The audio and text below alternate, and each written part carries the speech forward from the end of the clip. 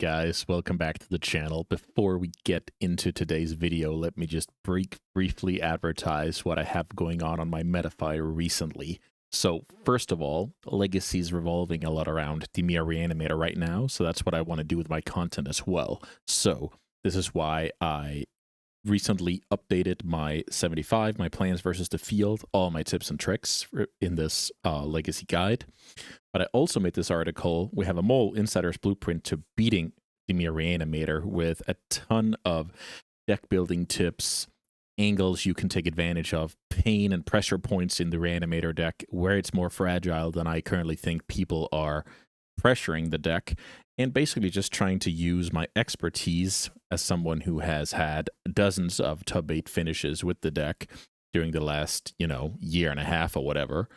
I thought I would put that to good use, so you kind of have, if you want to specialize, playing Reanimator, being more resilient, being aware of stuff ahead of schedule, or you can kind of get a lot of tips on how to win more games against the deck. I thought that was a pretty cool duality to have. In the pipeline, I have these 2 articles, which are going to be deck list dumps of 5 times 75s, which I worked a lot on, tweaked a lot of numbers, made a responsible sideboard plan, and made a configuration against Reanimator. And these will basically be just, some cards representing the strategies. Obviously, you'll have to read the article to get into the actual 75s and read about the plans and my tweaks and my thoughts. And this is what I have in the pipeline. So tons of stuff ramping up until Eternal Weekend, and I hope you're here for it because I'm only going to keep adding more value to that membership. With all of that said, thanks so much for watching so far. Let's get into the video. All right, this is basically Metagame Wednesday. I'm here to break down the metagame of my current Eco Cup. This is Iteration Legacy number 4. Very successful tournament series. I'm very happy I started doing those. For those who don't know, I'm basically inviting some VIPs to play against members. It's oftentimes going to be 3 VIPs who are then pit with 29 members.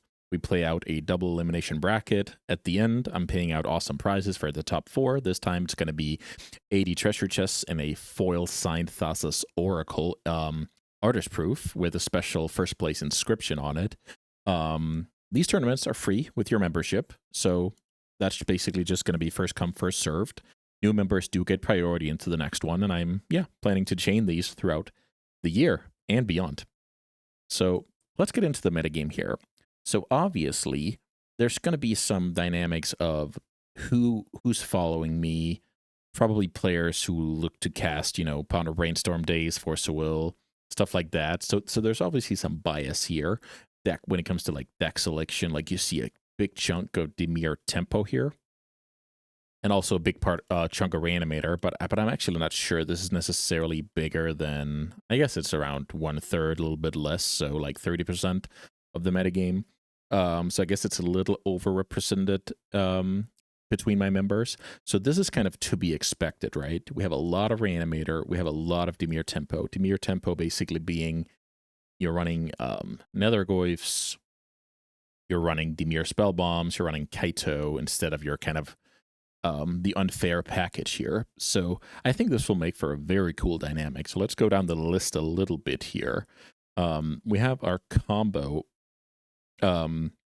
the combo row here with a couple of Doomsday. Kai Sawatarix is one of my VIPs for this one, so he's an obvious Doomsday player. Then we also have Bosch and Roll represented here with his favorite strategy, Up the Beanstalk. And then we had INF, the Japanese sensei, with his favorite ninja strategy. No pun intended here, but that's a pretty cool value I didn't think about.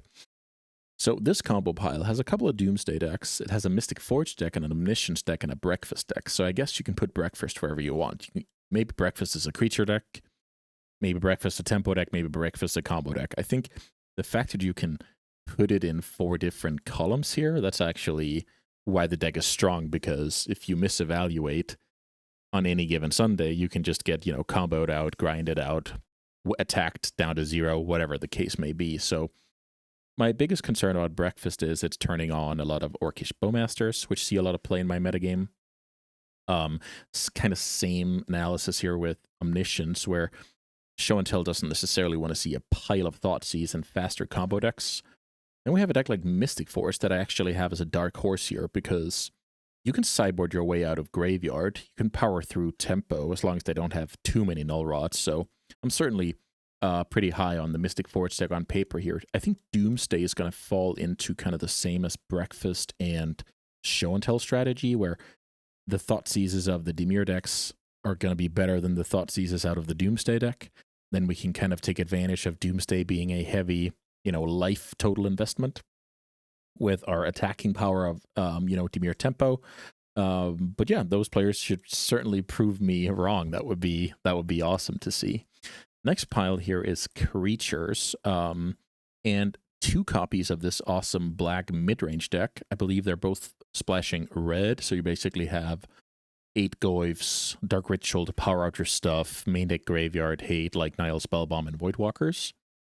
And then you have a little bit of card advantage with Dark Confidant, which I think the what's going to be the deciding factor is whether this card gets answered by Bowmaster or it gets to survive a turn. That's kind of the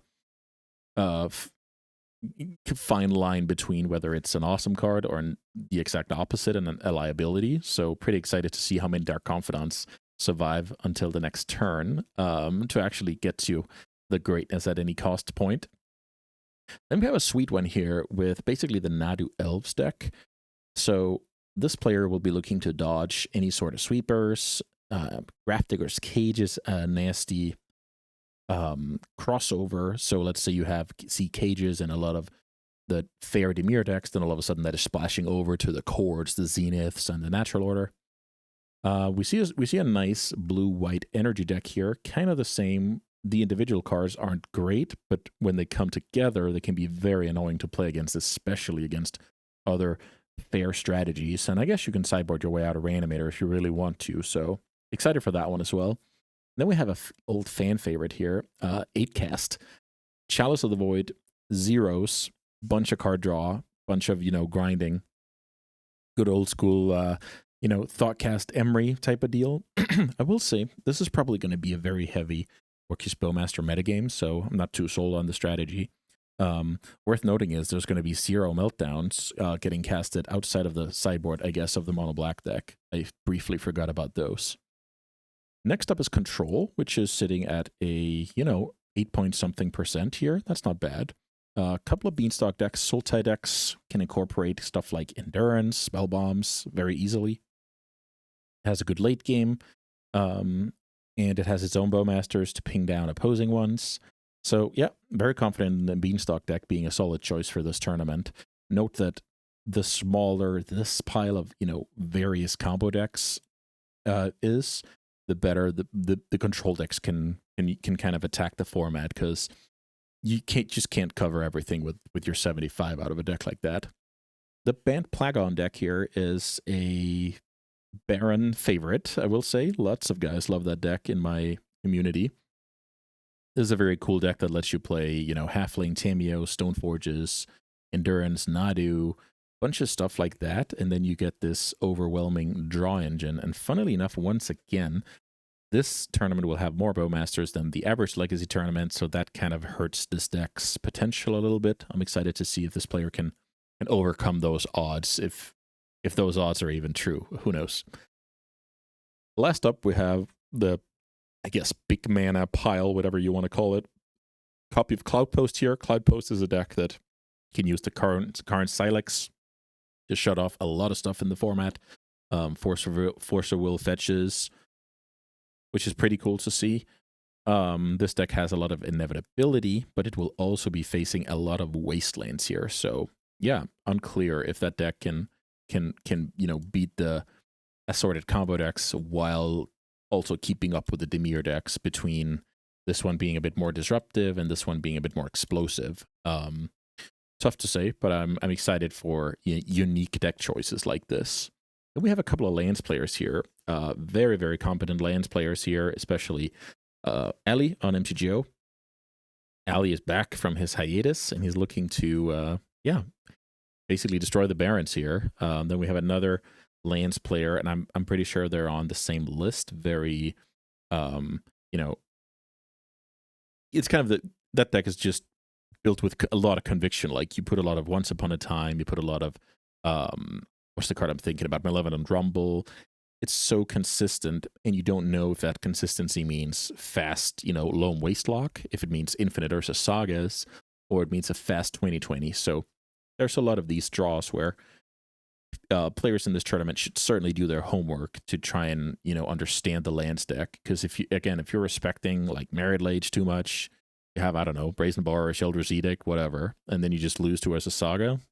Yep, that might not be the best, so you need to familiarize yourself with that deck's crop rotation package as well. Bunch of stuff like that where research just pays off. So yeah, I guess that makes all the 32 decks here. I'm always excited for these. Players will, report back their results. I'll update the bracket, and they play it out until we have a winner standing on top. And I've had a pretty good track record of the Barons taking it down over the VIPs. I think last season Newton won with his awesome Cradle Control deck, murdered everybody, took away the foil Artist Proof Source of Plowshares, I believe, and had a great time. But I think the other seasons, it's cool that I call it seasons, but I guess it's just iterations. The other iterations of the Eco Cup, I think the Barons have done well. So yeah, excited to see who can come out on top here. So yeah, let me know who you got, the Barons or the VIPs. As I said, Bosch and Roll, INF, and Sawatarix versus 29 aspiring crushers. So thanks so much for watching, and yeah, make sure to check back on the channel for more sweet legacy content. Bye everyone.